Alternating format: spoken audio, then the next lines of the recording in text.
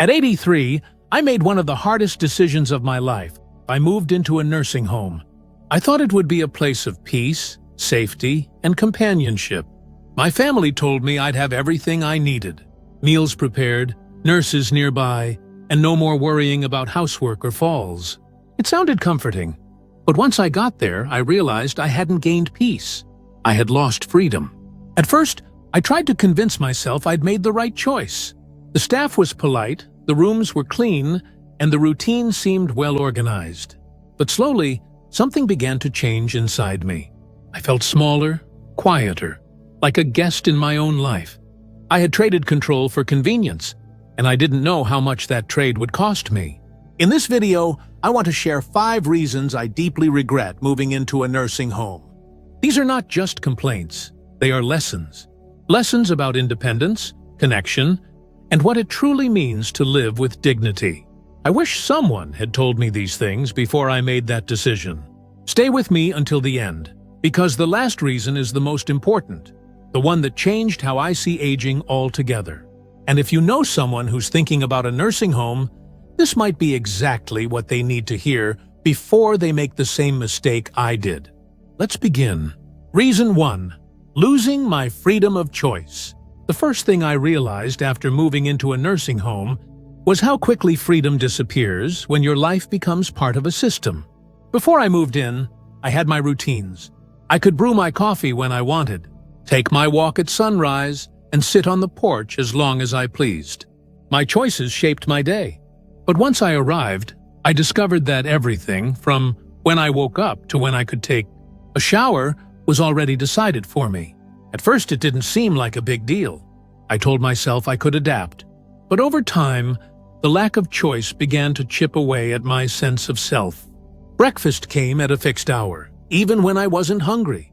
Lights were turned off at night, even when I wasn't tired. I wanted to walk outside one morning, but I was told to wait until an aide was available. Waiting became part of life. Permission replaced spontaneity. It's a strange thing to feel like a visitor inside your own routine. Every small decision, what to eat, when to rest, what to wear, went through someone else's approval. And each time I gave in, a small piece of independence slipped away. I remember one morning sitting by the window, realizing I hadn't made a single decision for myself all day. I hadn't even chosen when to wake up. That realization hit me harder than I expected. One of my neighbors, Henry, 85, once told me, "They say this place gives you peace of mind, but I feel like I traded my life for safety." He was right. The safety they promise comes with invisible strings. You stop living freely and start existing conveniently. The system keeps you fed and cared for, but at the cost of the simple freedoms that made you feel human. Freedom, I learned, isn't about big things, it's about small choices. The ability to walk outside when your heart tells you to eat when you're hungry, to stay up late when sleep won't come. Those choices give life rhythm, personality, and meaning. Without them, the days blend together, and you start to lose track of who you are. If you're considering a nursing home, ask yourself, are you ready to let go of the daily choices that make your life yours? Because once you give them up, getting them back isn't easy. Reason 2. Feeling forgotten by the outside world. The second regret came slowly, almost without me noticing it at first. When I moved into the nursing home, my family promised to visit every week. They meant well. For the first month or 2, they kept their word.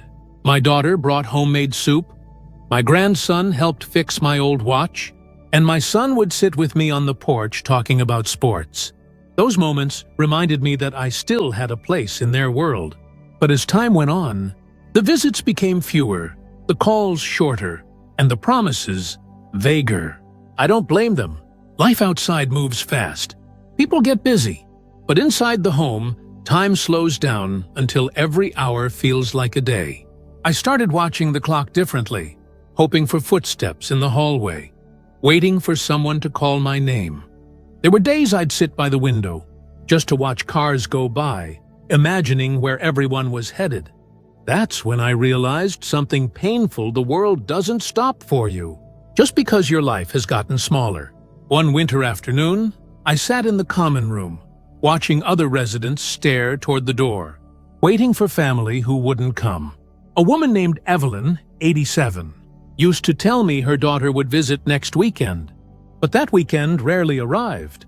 She'd put on her nicest sweater every Friday, sit by the entrance, and wait. I began to see myself in her.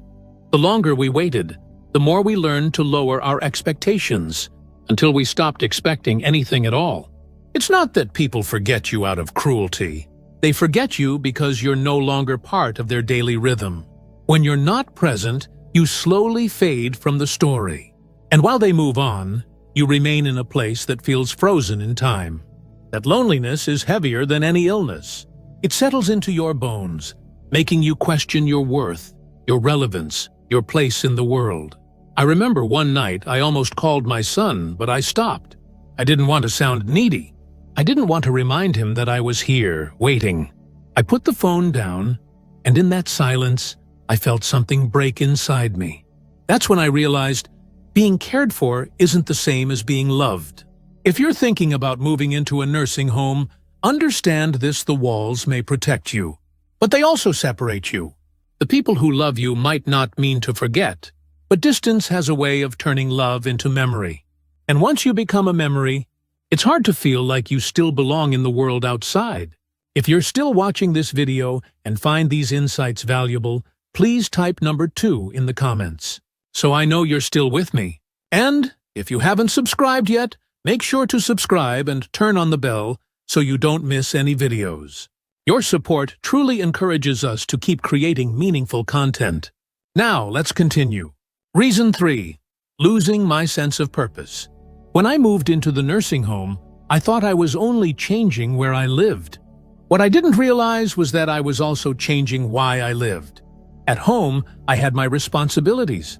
I had my garden, my small morning walks, and the satisfaction of cooking my own breakfast. Every day had small tasks that gave me meaning. But inside the home, those things disappeared almost overnight. Meals were delivered. Laundry was done for me. Even making my bed was someone else's job. It sounded comfortable at first, but slowly, that comfort started feeling like emptiness. The structure that once gave my life. Rhythm was replaced by routine without purpose. I had time, but nothing meaningful to do with it. There was a man named Robert, 86, who lived down the hall from me. He had been a mechanic his whole life, proud of the way his hands could fix anything.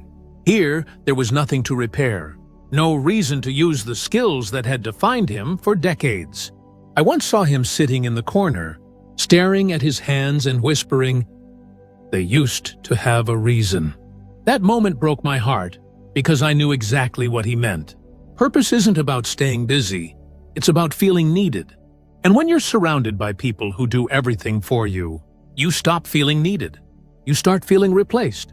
The mind follows what the heart believes, and soon you stop trying to do the small things that once made you proud. I noticed I stopped reading books, halfway, skipped my daily stretches, and even lost interest in watching the news. The more passive my life became, the smaller my world felt. That's when I realized that activity, without agency, is just motion. It's not living. A person can survive comfortably without purpose, but they can't truly live that way.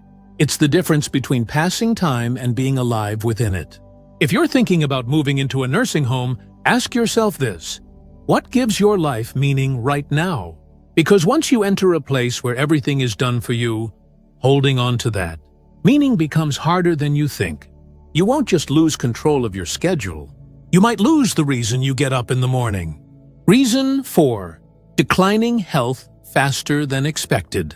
Before I moved into the nursing home, I wasn't in perfect shape, but I was doing all right. I could walk, cook light meals, and take care of myself without much help. I figured that being in a place with nurses and staff around would help me stay healthier for longer. It seemed logical, after all. I'd be safer, less stressed, and better cared for. But what I didn't realize was that safety and stillness often come hand in hand. And stillness, for someone my age, can be dangerous. In the beginning, I enjoyed the convenience. Meals arrived on time, medication was handled for me, and if I dropped something, Someone was always there to pick it up. I stopped bending down. I stopped walking as far. I told myself I was taking it easy. But the truth was, I was slowly teaching my body to stop trying. Within a few months, I noticed changes. My legs felt weaker. My balance got worse. I started using the elevator instead of the stairs. What used to feel easy started feeling risky. I once knew a woman named Louise, 84, who moved in the same month I did. She was lively. She used to dance during group music sessions and walk laps around the garden every afternoon. But as time passed, I saw her walks shorten. She started using a walker, then a wheelchair. One day she said to me, "I don't know when it happened, but I feel 10 years older than when I came here." That stuck with me, because I felt it too. The problem is subtle. When everything is done for you, your body forgets how to do things for itself. It's like a muscle that quietly gives up. You don't notice it at first. It's a gradual surrender. The staff means well, but the system is built around efficiency, not vitality. They help because it's their job, but that help over time makes you dependent. You lose not only your strength, but also your confidence to move freely. I remember trying to tie my own shoes one morning and realizing how much effort it took just to lean forward. That moment broke something inside me. It wasn't just about weakness. It was about realizing that the very environment meant to protect me had slowly taken away my resilience. If you're considering a nursing home, remember this: comfort and convenience are not the same as health. Movement is life. If you stop using your body, you'll lose it faster than you think. Independence doesn't disappear overnight. It fades with every small moment you let someone else do what you still could. If you're still watching this video and find these insights valuable, please type number 4 in the comments so I know you're still with me. And if you haven't subscribed yet, make sure to subscribe and turn on the bell so you don't miss any videos. Your support truly encourages us to keep creating meaningful content. Now, let's continue. Reason 5. Realizing it's harder to leave than you think. When I first decided to move into the nursing home, I told myself it was temporary. I thought I'd stay for a few months, rest, regain strength, and then move back home. But I learned something that most people never tell you. Once you go in, getting out is much harder than you imagine. In the beginning, I still had my house.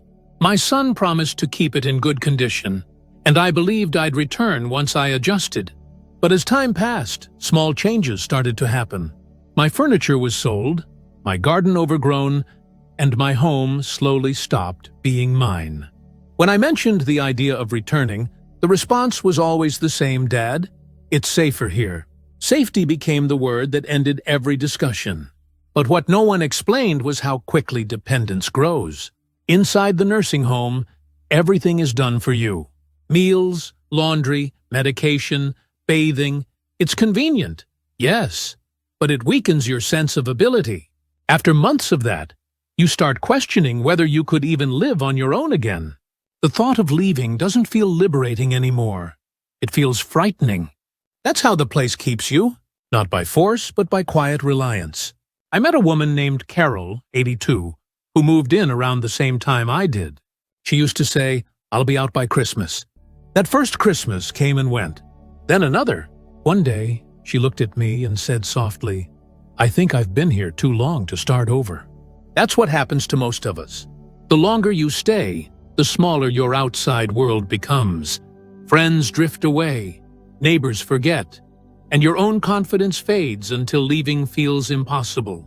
I tried once to bring it up with my daughter, how I missed my home, how I wanted to feel the warmth of my old chair and hear the floorboards creak again. She smiled gently and said, "Dad, this is your home now." And that sentence stayed with me, because while she meant well, what I heard was, "Your old life is gone." If you're thinking about a nursing home, understand this: it's not just a place you move into, it's a place that slowly moves into you. It becomes your world. And once that happens, leaving doesn't just mean changing where you live, it means rebuilding who you are. The truth is, moving into a nursing home feels reversible, but for most people, it isn't. You may go in thinking you'll stay for a season, but it becomes the rest of your life before you realize it. And when that happens, it's not just your freedom that's gone, it's the sense that you ever truly had a choice. Final thoughts.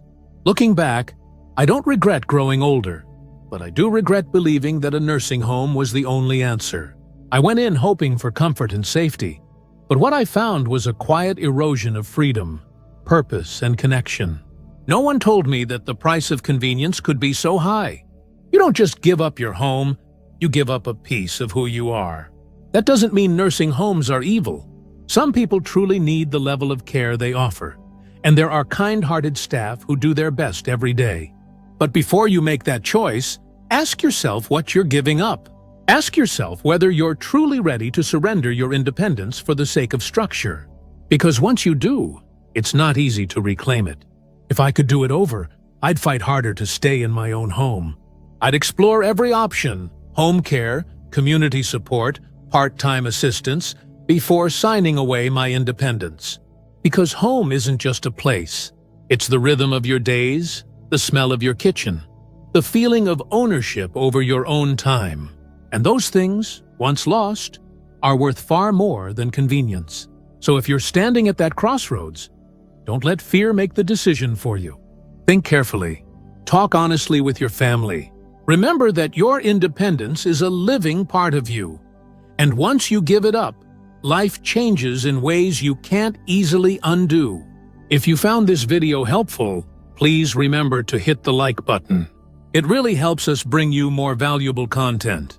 Drop a comment below and let us know your thoughts, questions, or what topic you'd like us to cover next. We love hearing from you. Of course, hit the subscribe button and turn on notifications so you can never miss out on our latest insights and tips. Stay informed, stay healthy, and we'll see you in the next video.